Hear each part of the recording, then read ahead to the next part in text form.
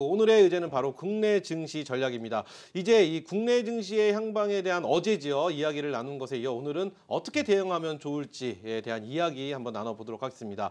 자, 이런 시장에는 낙폭 과대주와 또 연말 배당주 가운데 무엇을 선택하면 좋을지 오늘 의제 토크를 통해서 이야기를 한번 나눠보도록 하겠습니다.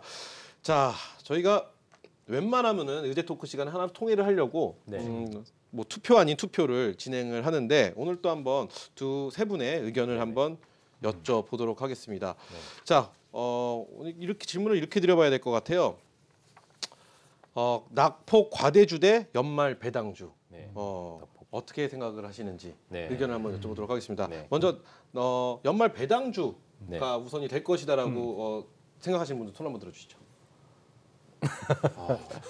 아니면 또 다른 의견이 있으면은 또 이야기를 해볼 텐데 자유 토크로 한번 가보도록 하겠습니다. 알겠습니다. 의미가 없고요. 자유 토크로 하시죠. 의미가 없으니까 준비되시면 말씀 좀 해주시죠. 어떻게 보시나요? 제가 볼 때는 이 낙폭 심화주하고 연말 배당주를 얘기하는데 이게 사실은 두 개가 다 겹쳐요 지금. 가령 이제 삼성전자 같은 경우는 우리 이제 배당 전체의 실제 금액 규모로 하면은 가장 큽니다.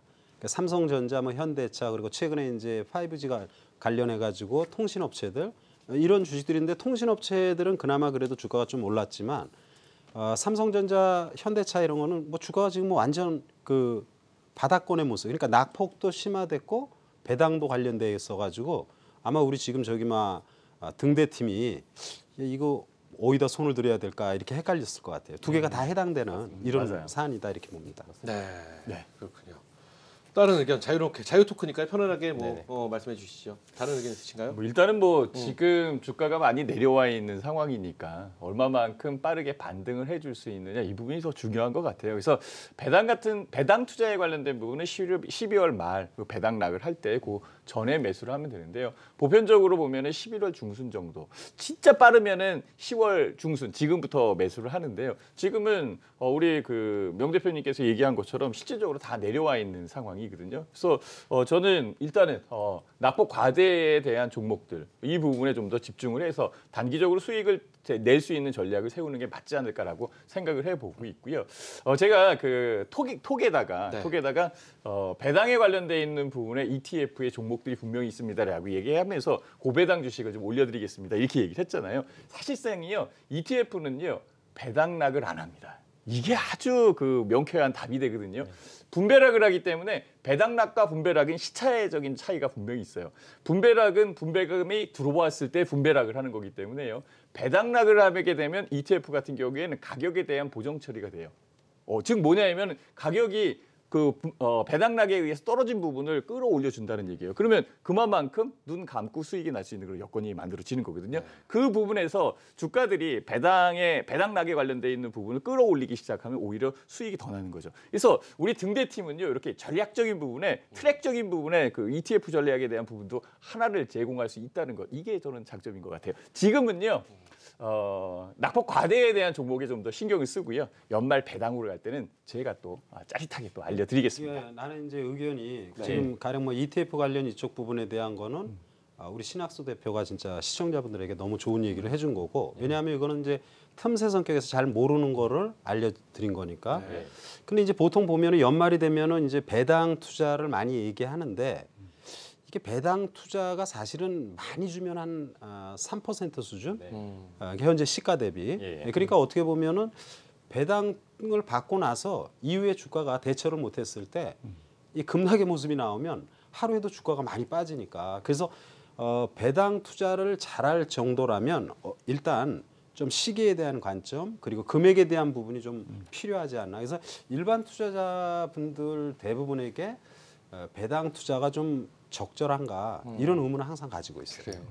저희가 지금 얘기를 연말 배당주 대 낙폭 과대주 이렇게만 보고 있는데 사실은 오늘 큰 주제가 국내 증시에 대한 대응 전략입니다. 이 두 가지가 아니더라도 대응 전략도 좋은 방법이 있다라면은 우리 세 분을 통해서 한번 이야기를 듣고 싶습니다. 우리 박찬욱 파트너 이야기 한번 들어볼까요? 저는 일단은 낙폭 과대주나 배당주 이전에 꼭 말씀드리고 싶은 거는 지금 너무 그 심리적으로 위축되시다고 좀 보고 있고 그리고 너무 공포감에 사로잡혔다 이렇게 말씀드리고 싶습니다. 요즘 이제 방송을 틀면은 계속 현금 보유, 매도해라. 지금은 매수할 때가 아니라 분할 매도 전략을 해야 된다. 계속 이런 얘기가 나오다 보니까 시청자분들이나 개인 투자자분들이 굉장히 불안해하고 종목을 손절을 않고 보유해야 될 때 지금 손절을 계속하고 있습니다. 지금은 오히려 많은 전문가분들이 지금은 위험하다, 손절해야 된다, 현금을 높여야 된다 이렇게 얘기하고 있는 이 과매도 구간에 저는 손절이 늦었다면 일단 보유하시고 오히려 낙폭과대 실적이 좋은 종목들 3분기, 4분기 실적 기대감이 있는 종목들은 지금부터 모아가야 된다고 생각합니다. 그리고 일단 낙폭과대 실적 관련주로 수익을 낸다면 원래는 시장이 정상적이라면 10월부터는 배당주를 모아가는 전략이 원래는 맞습니다. 하지만 제가 봤을 때는 지금 비정상적인 투자 심리가 위축되어 있는 이런 시장이기 때문에 지금 배당주를 모아가는 것보단 조금 잠시 뒤, 그러니까 좀 시간 텀을 좀 둬야 된다고 생각하고 있고 순서는 낙폭과대 실적 호전주를 공략을 하고 그리고 시간 텀을 둬서 연말 배당주를 공략해야 된다. 일단은 간단하게 이렇게 말씀드리고 싶습니다. 네, 또 의견 있으신 말씀. 예. 우리 역시 뭐 그 박찬홍 대표는 등대와 같은 말을 해주셨습니다. 진짜 뭐 아주 진짜 깔끔하게 정리를 해주셨고요. 네. 지금 시장이 많이 빠지는데 이제 같이 동감되는 부분에서 얘기하면 주가가 많이 빠지면 저는 이제 여러분들에게 지난 시간에도 말했잖아요. 여러분 우리가 버핏이 되고 싶은가요? 버핏이 되고 싫다는 사람은 하나도 없겠죠. 그렇죠. 버핏이 만약 대한민국에서 투자를 하면 다 현금을 갖고 있을 것이냐 아니면 현금 비중이 굉장히 높을 것이냐 천만의 말씀입니다. 거의 대부분 그대로 갖고 있습니다. 글로벌 시장에서 역대 평생을 통해서 천문학적 수익을 냈던 많은 명인들이 9.11 테러라든지 외환위기라든지 이런 걸 다 경험합니다. 그걸 피해 나가는 사람은 거의 없어요. 그렇죠. 테러가 일어날 줄 어떻게 알고 그걸 팔겠습니까? 그런 부분은 없다고요. 그래서 이 말은 무엇이냐면은 주가가 많이 빠진 거 우리가 피해가면 좋은데 못 피하는 경우도 살다 보면 많이 있습니다. 우리가 뭐 기업이 도산하는 거, 기업에 뭐 엘리트들이 없습니까? 굉장히 두뇌 집단들이 많이 있는데 국가도 어려운 경우로 생기고 기업도 어려운 경우가 생기듯이 돈이 움직이는 시장에서는 미처 대처하지 못하는 이런 위험이 많이 닥쳐요. 앞으로도 많이 닥칠 것입니다. 그런 위험이 닥칠 때 지금 주가가 8거래일 빠지고 9거래일째 반등하고 10거래일째 조정받고 11거래일째 살짝 또 들어올리고 주가가 많이 빠지고 나면 투매성 물량이 많이 나오게 되고 왜? 공포스러우니까. 그래서 많은 사람들의 대다수의 의견은 이 바닥권에서 너무나 힘듭니다. 거꾸로 고점에서 너무나 긍정적인 얘기를 많이 합니다. 그래서 지금은 그 어느 때보다도 중요한 게 심리적인 이런 부분을 잘 이겨내야 돼요. 시장에서 누구든지 부정적인 얘기를 많이 하고 주변 여건을 보면 다 나쁜 내용인데 거기에서 주가가 항상 바닥이 나온다라는 걸 알고요. 우리 등대팀에서 제시하는 이런 부분들을 잘 인지하셨다가 한 일주일 후 아니면 한 2주 후에는 어떻게 되는지 이런 걸 잘 생각해 보시고 주가가 지금 현 시점에서 조금씩 안정을 찾게 된다라면 지금 내 마음, 내가 컨트롤 못하는 이런 부분을 잘 좀 잊지 말고 다음번 시장이 어려울 땐 잘 활용을 하자 이런 말씀을 드립니다. 네, 좋습니다.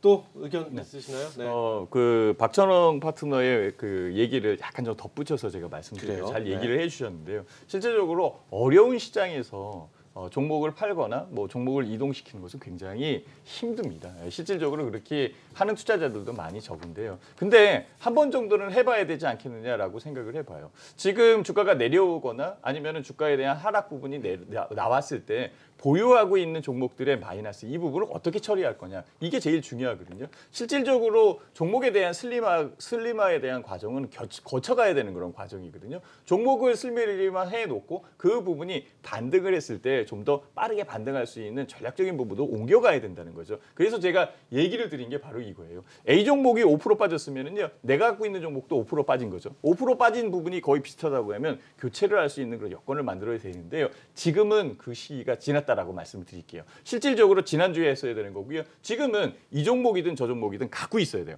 갖고 있다가 다시 한번 이 기회가 오거든요. 그것은 반전할 때와 반등을 했을 때 이 부분이에요. 실질적으로 여기에서 더 올라간다, 더 올라갈 수 있다라고 보는 이 부분은요. 심리적인 부분이 더 훨씬 더 크거든요. 결과적으로는 조정받을 때에 어떤 종목이 덜 빠지고 그다음에 추가적으로 더 상승할 수 있을지 이 부분에 선택적인 부분일 것 같아요. 그래서 권해드리고 싶은 것은 이번 장에서 반등을 해줘서 올라올 때에는 다시 한번 종목에 대한 부분을 교체할 수 있는 기회를 분명히 줄 수도 있거든요. 그래서 보유하고 계신 종목이 한 5종목이다라고 한다면 2종목 정도를 정리를 해서 이 3종목에 그러니까 그 겹쳐놓는 게 훨씬 더 좋습니다. 그러니까 어쨌든 보유하고 있는 종목들이나 이 자체적으로 올라올 수 있다라고 가능성이 있는 종목으로 좀 합쳐놓고 슬림화시킬 수 있는 그런 전략적인 부분이 필요하거든요. 이 부분이 오히려 낙폭과대 아니면은 그 실질적으로 뭐 배당을 줄 수 있는 것이나 아니면 박찬홍 대표가 얘기한 것처럼 실질적으로 실적이 올라오고 있는 주식들, 현재의 시황에 부합되고 있는 종목들